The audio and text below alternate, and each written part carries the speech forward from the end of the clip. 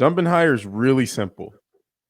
You strength training so that you get your muscles stronger, and then you do plyometrics to use your tendons with those strong muscles. False. What? False. What? No. That's a lie. Fraud. No. I need to go in there and I need to tell everyone that this is a lie. Someone bring the fact checkers in.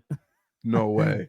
Is Fake everything news. I know wrong, John? Yeah, it is. You've been lied to. You've been lied to many times across your entire life about basically everything related to jump training. And so we're not like the other guys. We're not like big jump training companies, big pharma, but big jump training.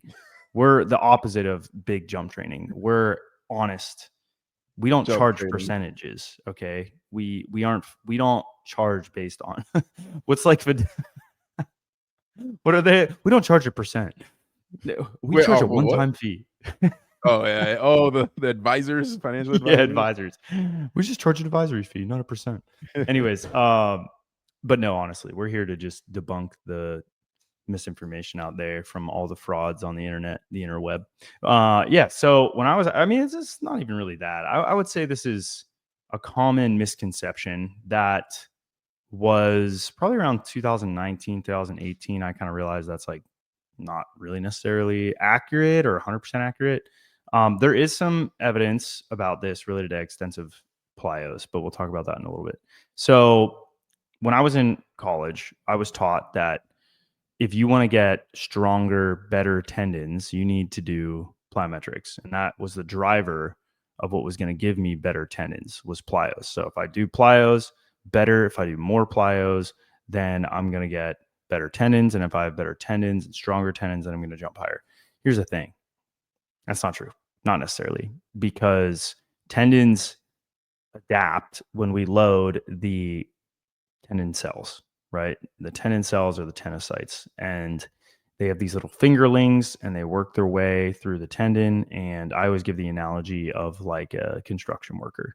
So the construction worker on a skyscraper, there's like, there's not a lot of them. It's not like they're covering the whole building. They work really slow. They can work, but they work relatively slowly over time.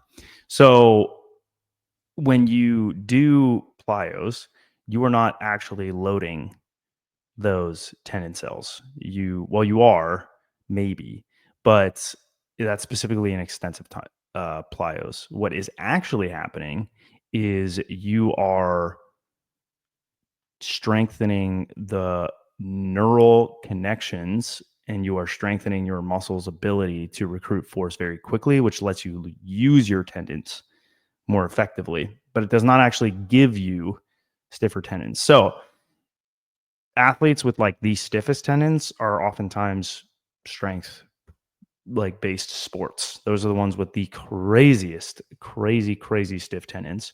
And that's not always better because you have to be able to use the tendon as well. So it is both. But stiffer tendons, if we're only talking about tendon adaptation, happens from good old-fashioned resistance training, right? Specifically when you get those longer, either really long time under tension or you get really high force. And that's typically how we see the tendon change its stress strain curve over time. We change the actual makeup of the tendon and the type of collagen inside of it. I think there's 5 types of collagen. And I think the one that is the best is collagen 3, I want to say, but you got to look that up. Don't quote me on that, but I'm pretty sure. So that is one of the things that I probably realized. I started reading about it maybe like 2000 and it was right before I started coaching you. So 2017. Yeah. That was right after I partially tore my patella. And then, wow, that's crazy. That was almost 10 years ago. That is weird. I don't I'm like an that. old sage. I'm turning into an old sage. That's why I grew this beard. Someone was like, you need to show up with just like a mage hood. But yeah, so that's basically, the mechanism. And the reason why plyos don't is because tendons essentially over time, when they see a really high force, they soften.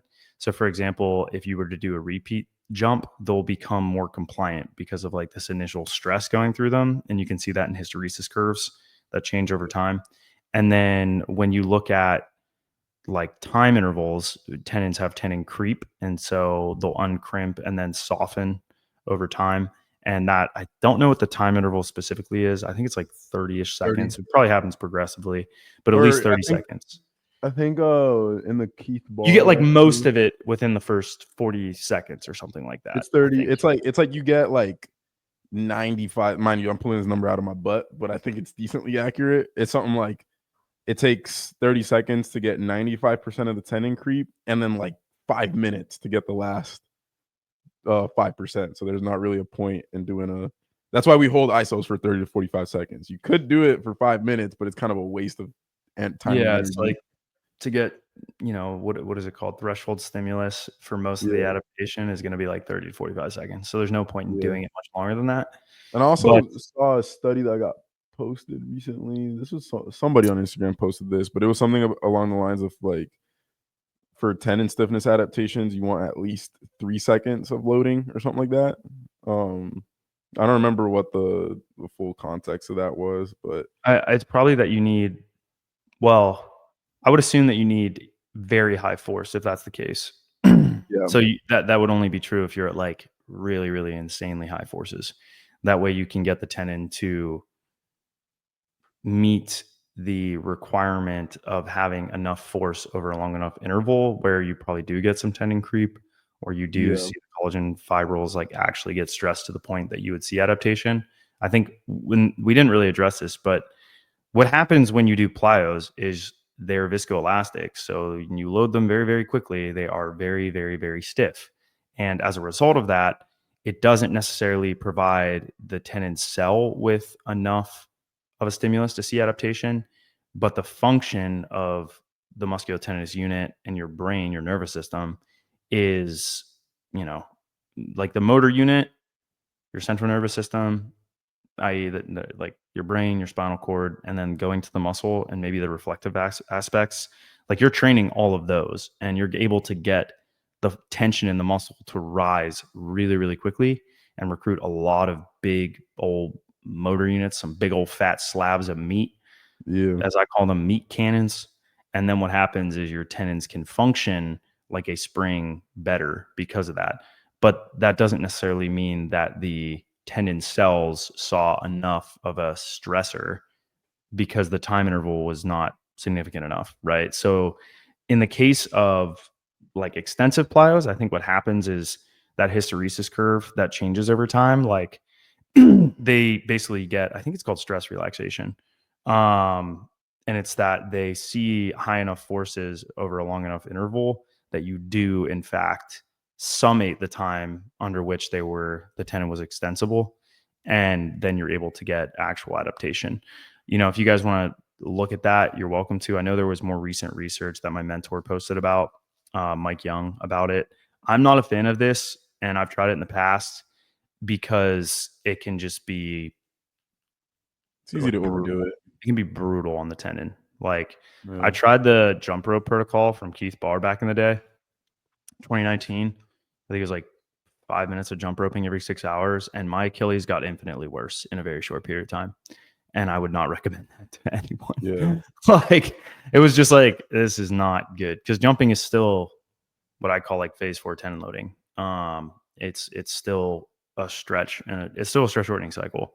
So maybe it can help it adapt, but the pros do not outweigh the cons. I would rather do other things to get those adaptations to the tendons, ISOs, slow strength, or HSR, heavy slow resistance training. Those are the ways that I would do it. And then if I want to train the tendon, okay, if I want to train the neuromuscular system or the motor units and my rate coding and my synchronization, I'm going to do plyos.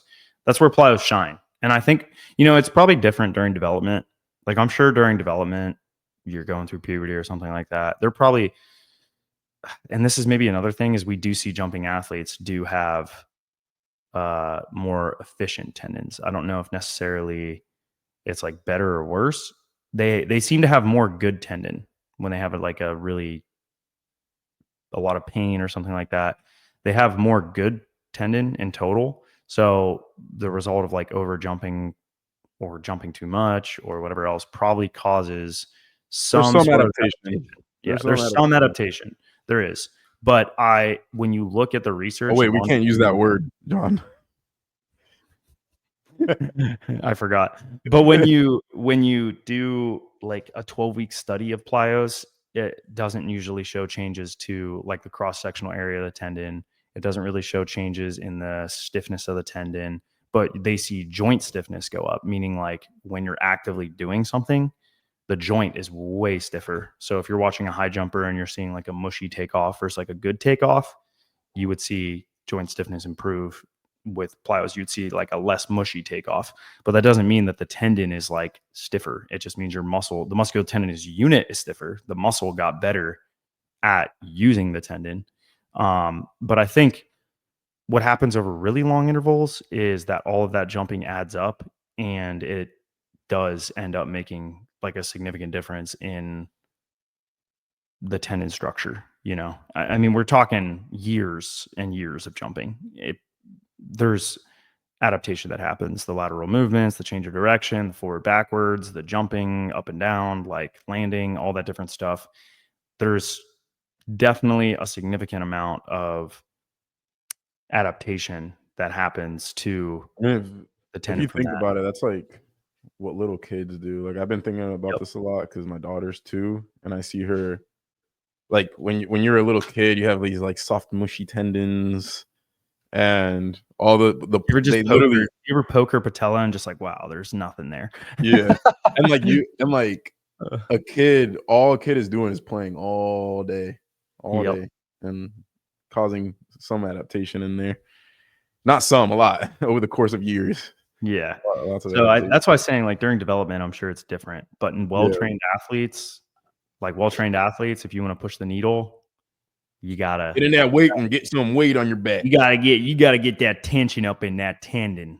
You gotta get lots of tension up in there. You know, an analogy that I love that Keith Barr gave is the pool analogy. Think of your tendon as a pool, and if you were to run in, because you want to load the middle part of the tendon, if you want to run into a pool, it's going to be a lot of resistance. It's going to take a long time to get to the center of Slap the your pool. hand into it.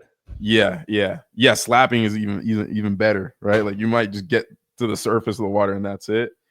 And the surface tension is going to rise. But if you move real slowly, you'll get to the center of the pool really easily.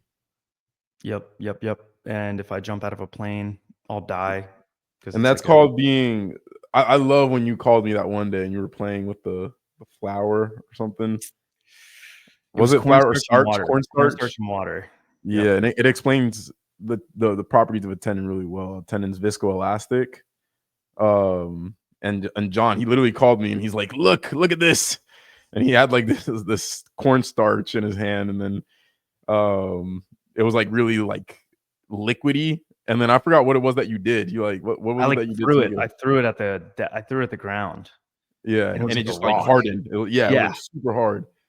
Yep. And that's called viscoelastic. And tendons are the same way. When you load them real fast, they're hard as a rock. But rock hard when they're relaxed, right? Like you can even play around with your patella. Like if you straighten your leg and you like palpate it, really mushy. Yeah, like relax your knee as much as possible. Or standing up. Standing up is really when you can tell. It's just this mushy, squishy kind of thing. Yeah, like so put all your weight on the other leg. If you relax, so all my weight's on this leg. So right now, like I can like poke the tendon, it's really mushy. Your Achilles is a good one too. You can really tell. Yeah, like when it's like hanging or whatever. Yeah, you still feel it, but then when you contract it, like do a calf raise. Yeah, that thing's hard as a rock. Same thing with quads, like hard as a rock. Yep. I mean, your bicep tendon's a good one. You can just palpate your elbow, and you can feel it, and it's just kind of like it doesn't quite feel like a muscle. It doesn't quite feel like a bone. It's kind of like this, like, whatever, I don't know, stiff-ish thing. And then when you flex your bicep, you feel this concrete like tendon pop out. That's because tendons stiffen when you put force through them. Yeah, that is a good one. The bicep tendon. Yep. So you guys can try that out, test it out, fact check us. My teachers in college always said, you gotta, like in human phys or whatever, anatomy and physiology, they'd be like, you got a cheat code, and you are a cheat code. Your body is a cheat code. Like you got a cheat sheet right there. It's true. There's my study guide. Don't use that on girls as a pickup artist. It won't work. Anyways, this is probably, we'll keep this one short and sweet because we just wanted to address that. It is not necessarily plyos that adapt tendons. They can probably over years and years and years. But if you want to get a potent stimulus for elite athletes, get under that air barbell, under that belt squat. Do the hard training, the hard stuff. Right. That's right. Anyways, we'll see you guys. Let's keep it short and sweet. We'll see you guys on Tuesday, tomorrow. Oh wait, we forgot to tell them where to go if they want a wired nervous system and stiff. If you want a wired nervous system and stiff tendons, go to THPStrength.com and sign up for the world's greatest jump training. We're not like the other guys. We're not like big jump training, jumping. We'll teach you to use the big meat. Really quickly. Exactly. We'll teach you how to use them slabs of meat. All the other programs, they'll teach you small meat recruitment. We recruit big meat. We're all about we're in the big meat business. Okay.